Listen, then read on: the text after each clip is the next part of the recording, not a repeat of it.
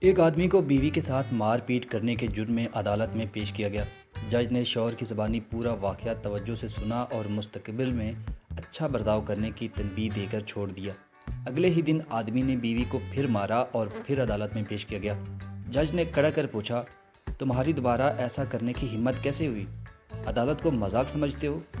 آدمی نے اپنی صفائی میں جج سے کہا کہ نہیں حضور، آپ میری پوری بات سن لیجئے۔ کل جب آپ نے مجھے چھوڑ دیا تو اپنے آپ کو تازہ دم کرنے کے لیے میں نے تھوڑی سی شراب پی لی۔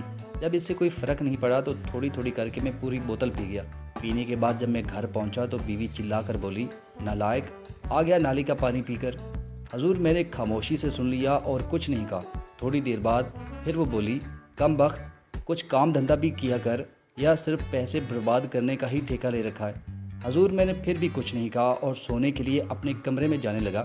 وہ پیچھے سے پھر چلائی، اگر اس نکمے جج میں تھوڑی سی بھی عقل ہوتی تو آج جیل میں ہوتا۔ بس حضور، عدالت کی توہین مجھ سے برداشت نہیں ہوئی اور پھر کمرہ عدالت تالیوں سے گونج اٹھا۔ جج نے اٹھ کر اسے گلے لگایا اور بولا، بس کر پگلے، رلائے گا کیا؟ کیس خارج، شوہر باعزت بری۔